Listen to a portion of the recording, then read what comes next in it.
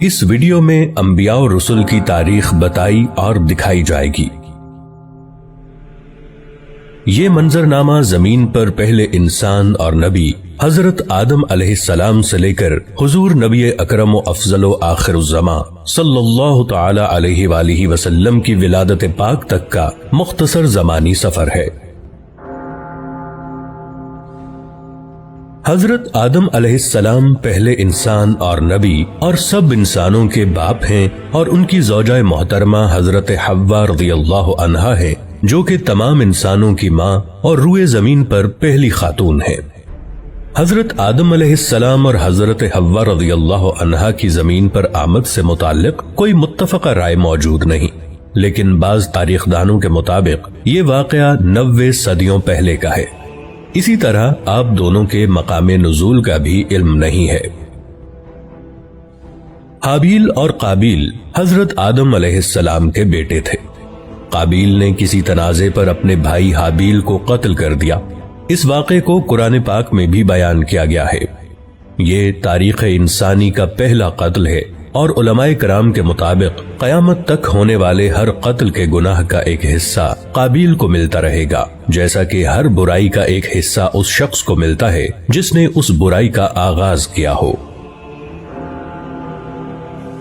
حضرت ادریس علیہ السلام کی آمد۔ مورخین کے مطابق حضرت آدم علیہ السلام اور حضرت ادریس علیہ السلام کے درمیان 380 سال کا فصل ہے۔ حضرت ادریس علیہ السلام قلم کا استعمال کرنے والے پہلے انسان تھے، شاید اسی لیے ان کا نام ادریس ہے، جس کے معنی ہے درس دینے والا۔ حضرت نوح علیہ السلام پہلے رسول ہیں۔ بعض مورخین کے مطابق آپ علیہ السلام کا زمانہ حضرت آدم علیہ السلام سے 1600 سال بعد کا ہے۔ قرآن کریم کے مطابق اللہ تعالیٰ نے آپ کو 950 برس کی عمر عطا کی۔ اللہ تعالیٰ نے آپ کو انسانوں کی اصلاح کے لیے مبعوث فرمایا، لیکن ایک طویل عرصہ دعوت و تبلیغ کے باوجود لوگوں نے آپ علیہ السلام کی تکذیب کی، جس کے نتیجے میں اللہ تعالیٰ نے اس قوم پر پانی کا عذاب بھیجا۔ غالباً یہ پہلا عذاب ہے جو زمین پر اللہ پاک کی طرف سے بھیجا گیا، جس سے اس وقت تک کے سارے انسان مارے گئے، سوائے ان کے جو آپ علیہ السلام پر ایمان لا چکے تھے اور آپ علیہ السلام کے ساتھ اس کشتی میں سوار تھے جو آپ نے اللہ تعالیٰ کے حکم اور مدد سے تیار کی تھی۔ لیکن یہ چند ہی لوگ تھے۔ اس واقعے کے بعد نسل انسانی حضرت نوح علیہ السلام کے 3 بیٹوں سے آگے چلی، اسی لیے آپ علیہ السلام کو آدم ثانی بھی کہا جاتا ہے۔ آپ علیہ السلام کے بیٹوں کے نام سام، حام اور یافس تھے۔ حضرت نوح علیہ السلام کے بیٹوں کی نسل سے جو قومیں وجود میں آئیں، وہ بھی بالآخر گناہوں اور بری باتوں میں ملوث ہو گئیں۔ ان میں سے ایک قوم کی طرف اللہ تعالیٰ نے حضرت ہود علیہ السلام کو بھیجا، جس کا ذکر قرآن پاک میں موجود ہے۔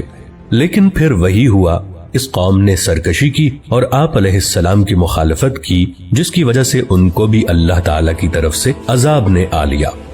حضرت ہود علیہ السلام کے ساتھ جو لوگ بچے، ان سے قوم سمود وجود میں آئی، لیکن رفتہ رفتہ وہ بھی گمراہ ہو گئے۔ تو اللہ تعالیٰ نے حضرت صالح علیہ السلام کو ان کی طرف نبی بنا کر بھیجا، لیکن اپنے سے پہلوں کی طرح انہوں نے بھی اپنے نبی کا انکار کیا اور مطالبہ کیا کہ اگر آپ اللہ کے نبی ہیں تو کوئی معجزہ دکھائیں۔ آپ علیہ السلام نے اللہ سے دعا کی، جس سے ان کی آنکھوں کے سامنے پہاڑ کی چٹان سے ایک اونٹنی برآمد ہوئی، لیکن انہوں نے اس معجزے کو دیکھ کر ایمان لانے کی بجائے اس واقعے کو جادو کہہ کر رد کر دیا اور اپنی غلطی پر بضد رہے، تو ان کو بھی عذاب نے آ لیا اور نیست و نابود کر دیے گئے۔ اس دور کو قبل از ابراہیم علیہ السلام کہتے ہیں۔ اس دور کی مستند تاریخ موجود نہیں ہے۔ حضرت ابراہیم علیہ السلام تقریباً 2200 قبل مسیح عراق میں پیدا ہوئے۔ آپ علیہ السلام کو انبیاء کا باپ کہا جاتا ہے کہ آپ علیہ السلام کی نسل سے ہی بعد کے تمام انبیاء کا ظہور ہوا۔ آپ کی قوم بت پرست تھی اور ان کے سردار کا نام نمرود تھا۔ وہ آپ علیہ السلام کی توحید کی دعوت و تبلیغ کی وجہ سے آپ علیہ السلام کا سخت مخالف تھا۔ اسی دشمنی کے سبب اس نے آپ کو آگ میں ڈالنے کا حکم دیا۔ جب آپ علیہ السلام کو آگ میں ڈالا گیا تو وہ اللہ کے حکم سے ٹھنڈی ہو گئی اور آپ علیہ السلام کو کوئی نقصان نہیں پہنچا۔ یہ واقعہ قرآن پاک میں موجود ہے۔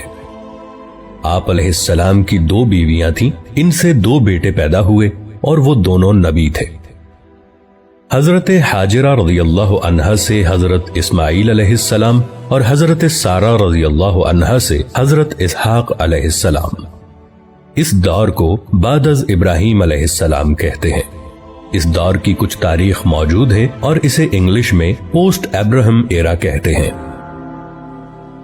حضرت ابراہیم علیہ السلام کے بھتیجے حضرت لوط علیہ السلام کو اللہ تعالیٰ نے ایک قوم کی طرف بھیجا جو کہ فحش کاموں میں مبتلا تھی۔ آپ علیہ السلام نے بہت چاہا کہ وہ لوگ غلط اور غلیظ کاموں سے باز آ جائیں، لیکن انہوں نے آپ علیہ السلام کی بات نہیں مانی اور وہ بھی ماضی کی قوموں کی طرح اللہ تعالیٰ کے غیظ و غضب کا شکار ہو گئے۔ حضرت اسحاق علیہ السلام اللہ کے نبی تھے، لیکن ان کے متعلق مزید تفاصیل نہیں پائی جاتی، سوائے اس بات کے کہ یہ حضرت یعقوب علیہ السلام کے والد تھے۔ حضرت اسماعیل علیہ السلام حضرت ابراہیم علیہ السلام کے بیٹے اور حضرت اسحاق علیہ السلام کے بھائی تھے۔ حضرت ابراہیم علیہ السلام نے اللہ کے حکم سے حضرت اسماعیل علیہ السلام کو مکہ کی سرزمین میں لا کر آباد کیا۔ مکہ، جہاں سب سے پہلے حضرت آدم علیہ السلام نے اللہ کا گھر یعنی کعبہ بنایا تھا، اب ہزاروں سال بعد اللہ تعالیٰ نے حضرت اسماعیل علیہ السلام کے ذریعے اس گھر کو دوبارہ آباد کروایا۔ حضرت یعقوب علیہ السلام حضرت اسحاق علیہ السلام کے بیٹے تھے۔ ان کا لقب اسرائیل تھا۔ اسرائیل کے معنی اللہ کا بندہ ہے۔ آپ علیہ السلام کی متعدد بیویاں تھیں جن سے اللہ تعالیٰ نے انہیں 12 بیٹے عطا فرمائے۔ یہی لوگ اور ان کے بعد آنے والی ان کی نسل بنی اسرائیل کہلاتی ہے، یعنی اسرائیل کی اولاد۔ بعد میں یہی لوگ اپنے آپ کو یہود یا یہودی کہنے لگے، کیونکہ ان 12 میں سے سب سے بڑے بھائی کا نام یہودا تھا۔ یہ لوگ اپنے آبائی ملک عراق سے ہجرت کر کے فلسطین آ گئے تھے۔ انہی میں سے عیسائی بنے جو کہ اپنی نسبت حضرت عیسیٰ علیہ السلام سے منسوب کرتے ہیں۔ انہی لوگوں کو قرآن مجید کی اصطلاح میں اہل کتاب کہا جاتا ہے۔ ان 12 بھائیوں میں سے سب سے چھوٹے بھائی کا نام یوسف علیہ السلام تھا۔ یہ اللہ کے نبی تھے اور بہت حسین و جمیل تھے۔ حضرت یعقوب علیہ السلام حضرت یوسف علیہ السلام سے بہت محبت کرتے تھے۔ یہ چھوٹے بچے سے فطری لگاؤ تھا، لیکن دوسرے بھائیوں کو یہ بات بری لگنے لگی اور وہ حضرت یوسف علیہ السلام سے حسد کرنے لگے۔ اسی حسد اور بغض و عناد نے انہیں اپنے بھائی یوسف علیہ السلام کے قتل پر آمادہ کر دیا، لیکن قتل پر سارے متفق نہ ہوئے، اس لیے انہوں نے یوسف علیہ السلام کو ایک کنویں میں پھینک دیا۔ اس کنویں کے پاس سے کوئی قافلہ جا رہا تھا۔ انہوں نے پانی کے لیے اپنا ڈول کنویں میں ڈالا تو حضرت یوسف علیہ السلام اس ڈول کی رسی کو پکڑ کر باہر آ گئے۔ قافلے والے یوسف علیہ السلام کو کسی کا بھاگا ہوا غلام سمجھ کر اپنے ساتھ مصر لے گئے اور وہاں آپ علیہ السلام کو ایک غلام کی حیثیت سے بیچ دیا۔ آپ کا خریدار حکومت مصر کا ایک اعلیٰ عہدیدار تھا۔ اس نے جلد ہی آپ علیہ السلام کی ذہانت و فطانت کو جانچ لیا اور اپنے محل میں اپنے خادم خاص کی حیثیت سے رکھ لیا۔ آپ علیہ السلام اسی محل میں جوان ہوئے اور اللہ نے آپ کو نبوت عطا فرمائی۔ اس عہدیدار کو عزیز مصر کہا جاتا ہے۔ اس کی بیوی زلیخا نے آپ علیہ السلام پر عصمت دری کا جھوٹا الزام لگا کر آپ علیہ السلام کو جیل بھجوا دیا۔ آپ علیہ السلام نے 7 سال جیل میں گزارے، لیکن جیل میں بھی دوسرے قیدیوں کی تعلیم و تربیت کرتے رہے۔ پھر مصر کے بادشاہ کو ایک خواب آیا تو اس کے مشیر نے کہا کہ وہ ایک شخص کو جانتا ہے جو کہ اس خواب کی صحیح تعبیر بتا سکتا ہے۔ آپ علیہ السلام کو جیل سے محل میں لایا گیا۔ آپ علیہ السلام نے بادشاہ کے خواب کی عقلی اور منطقی تعبیر بتا دی، جس سے وہ بہت متاثر ہوا۔ اس بادشاہ نے آپ علیہ السلام کو اپنا مشیر خاص مقرر کر لیا اور بادشاہ نے آپ علیہ السلام کی تمام داستان سنی اور آپ علیہ السلام کو کہا کہ آپ اپنے سارے خاندان کو فلسطین سے مصر لے آئیں اور یہاں سب امن و سکون سے رہیں۔ آپ علیہ السلام نے اپنے سارے کنبے بشمول والد صاحب حضرت یعقوب علیہ السلام کو اپنے پاس مصر بلوا لیا۔ آپ علیہ السلام کے بھائی اپنے کیے پر بہت نادم ہوئے اور توبہ کی۔ اس طرح بنی اسرائیل فلسطین سے مصر پہنچ گئے۔ قرآن کریم کی سورہ یوسف میں اس واقعے کا تفصیلی ذکر موجود ہے۔ تاریخی اندازوں کے مطابق بنی اسرائیل مصر میں 2 صدیوں تک رہے۔ اس عرصے میں ان 12 بھائیوں کی نسل لاکھوں کی تعداد کو پہنچ گئی، لیکن پھر مصر میں بادشاہت تبدیل ہو گئی۔ نئی حکومت نے ان سے مراد چھین لی اور انہیں اپنا غلام بنا لیا۔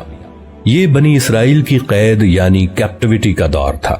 مصری جو اپنے آپ کو قبطی کہتے تھے، ان سے جبری مزدوری کرواتے اور ان پر بہت ظلم و ستم کرتے۔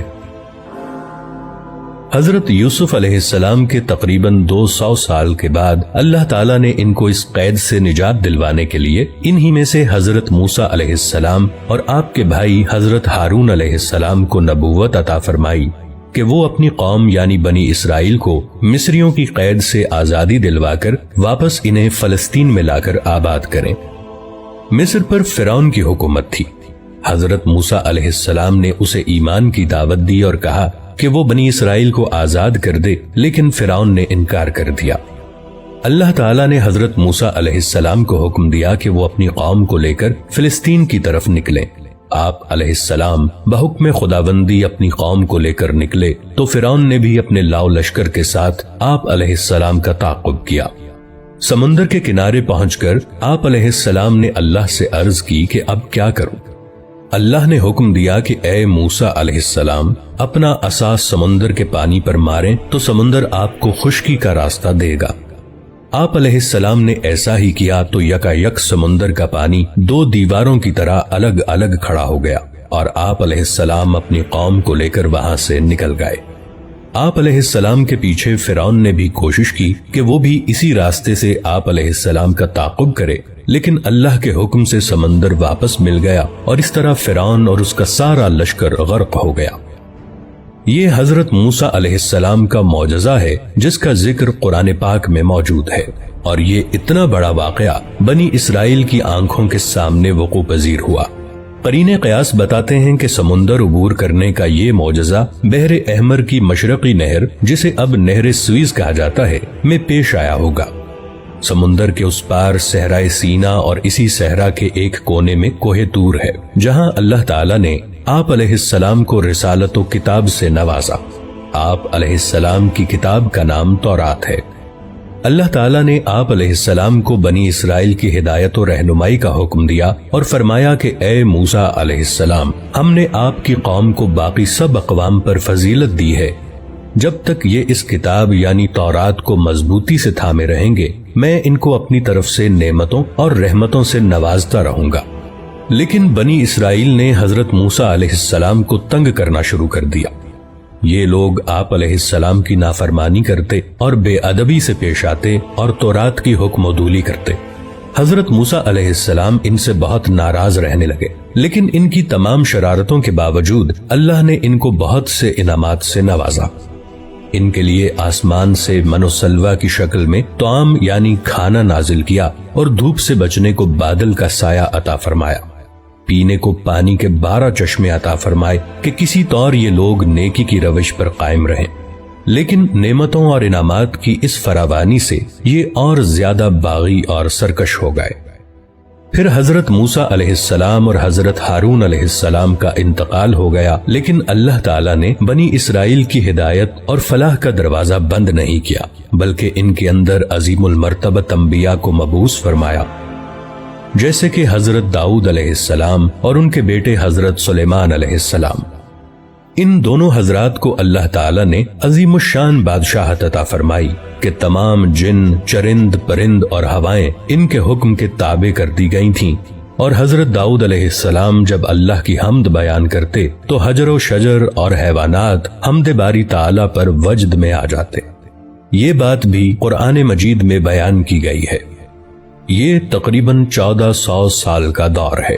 اس دوران اللہ کریم نے بنی اسرائیل کو بہت سے انبیاء کی صحبت عطا فرمائی۔ کوئی وقت ایسا نہیں گزرا کہ ان کے درمیان کوئی اللہ کا نبی موجود نہ رہا ہو، لیکن ان کی اکثریت فسق و فجور میں ہی مبتلا رہی، اور یہ لوگ اللہ تعالیٰ کی نافرمانیاں کرتے رہے اور اللہ کے انبیاء کو ستاتے رہے، اور کئی نبیوں کو تو انہوں نے قتل کر دیا۔ اللہ تعالیٰ نے ان کے ان بڑے بڑے گناہوں کی وجہ سے ان پر وقتاً فوقتاً عذاب بھی بھیجا، لیکن یہ لوگ سدھر کے نہ دیے۔ جدید تاریخ کی اصطلاح میں اس دور کو دور قبل از مسیح کہا جاتا ہے، اور اسے انگلش میں BC سے لکھا جاتا ہے، یعنی بیفور کرائسٹ، اور اب اور بھی جدید اصطلاح میں اسے CE بھی کہتے ہیں، یعنی کامن ایرا۔